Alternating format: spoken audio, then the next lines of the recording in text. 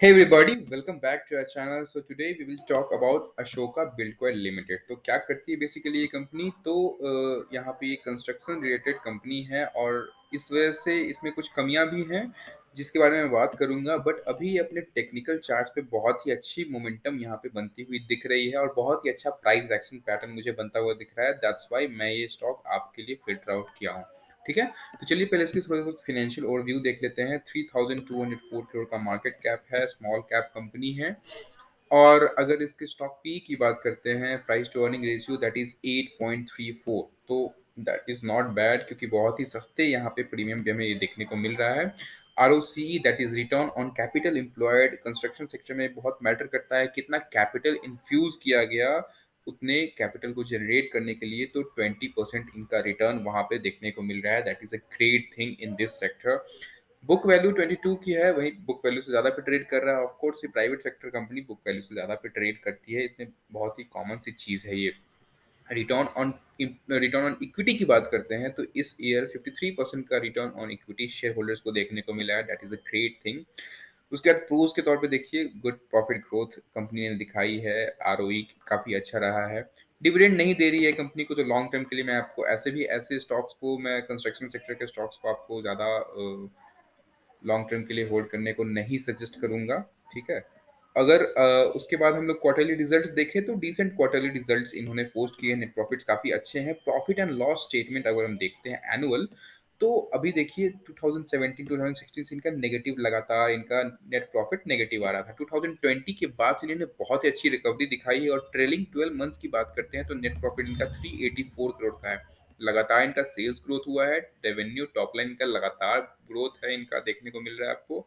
Operating profit margins भी काफी decently इन्होंने सस्टेन करके रखे हैं, एक ही लेवल पे 30%, 31% का इनका ऑपरेटिंग प्रॉफिट मार्जिन्स है, तो बहुत ही अच्छे मार्जिन्स पे काम कर रही है।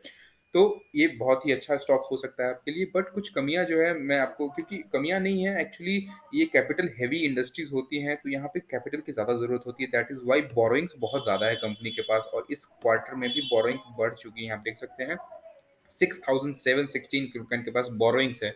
रिजर्व्स डबल हुए हैं रिजर्व, क्योंकि देखिए यहाँ पे बोरोइंग्स काफ़ी ज़्यादा हो गई थी, तो इस वजह से प्रमोटर्स ने अपने कुछ रिजर्व्स भी कुछ डाइल्यूट किए, उस वजह से रिजर्व्स भी कम हमें देखने को मिल रहा है। तो 479 करोड़ का रिजर्व्स है। वहीं पे अगर आपको अगर आप इसके बोरोइंग्स की बात करते हैं तो 6,716 करोड़ का बोरोइंग्स है। That is a bit concerning, लेकिन इन इंडस्ट्रीज में इतना सारा बोरोइंग्स आपको देखने को मिल ही जाता है। तो उसके बाद अगर हम फिक्स एसेट्स की बात करते हैं तो लगातार कंपनी ने अपने फिक्स एसेट्स को बढ़ाया है, मतलब कंपनी की जो इफिशियंसी है वो भी बढ़ती हुई इस वजह से दिख रही है हमें। उसके बाद अगर हम मेजर चीज जो शेयर होल्डिंग पैटर्न्स होते हैं, तो प्रोमोटर्स के पास 54% के स्टेक है इसमें। डीआईएस के पास 23% का स्टेक है। डीआई का फेवरेट स्टॉक है, आप देख सकते हैं 31% की होल्डिंग थी, फिर कुछ कमाया इन्होंने। उसके बाद एफआईआईएस की भी होल्डिंग थी, कुछ कमाया है। ये मुझे थोड़ी सी कंसर्निंग लगी क्योंकि स्ट्रॉन्ग है, जो इंस्टीट्यूशंस होते हैं उन्होंने अपनी शेयर होल्डिंग्स कमाई है, वहीं पब्लिक का शेयर होल्डिंग्स कुछ बढ़ गया है। यहाँ पे आप देख सकते हैं 17% से 19%, मतलब ऑलमोस्ट 20% के आसपास पब्लिक की शेयर होल्डिंग है इसमें।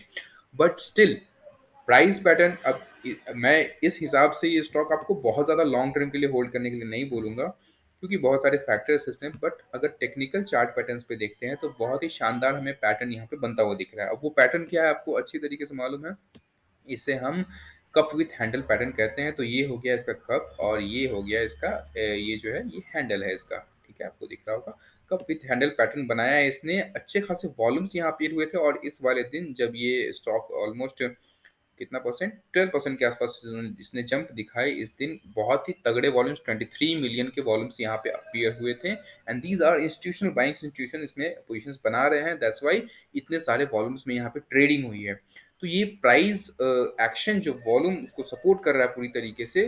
तो देखिए यहाँ पे इसने एक क्लियर ब्रेकआउट भी दिया, इस लेवल के ऊपर का इसने ब्रेकआउट दिया, बट वो सस्टेन नहीं कर पाया। यहाँ पे मैं थोड़ा सा जूम इन कर ले रहा हूँ चार्ट, यहाँ पे सस्टेन नहीं कर पाया। इसके पीछे बहुत सारे फैक्टर्स हैं। एक तो मार्केट, हमारा निफ्टी ने काफी करेक्शन दिखाई थी जिस वजह से ये स्टॉक्स भी बहुत तेजी से गिरे।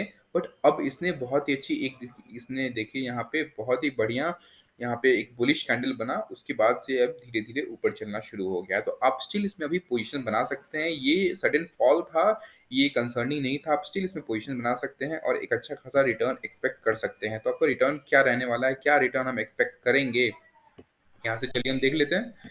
तो ये जो कप की डेप्थ है, यहाँ पे हम इसको रिटर्न हम यहाँ पे लेके चल सकते हैं। तो यहाँ से अगर आपको रिटर्न एक्सपेक्ट करना है तो यहाँ पे 29% का रिटर्न आपको इजीली देखने को मिल जाएगा। So this is it for today. यहाँ पे अगर आप स्टॉप लॉस की बात करते हैं तो स्टॉप लॉस कितना रख सकते हैं आप, इस लेवल के नीचे आप स्टॉप लॉस रख सकते हैं। और उसके बाद अगर आपका स्टॉप लॉस हिट हो तो आप एग्जिट कर जाना इस ट्रेड से। So that is it for today, and we'll meet in next video.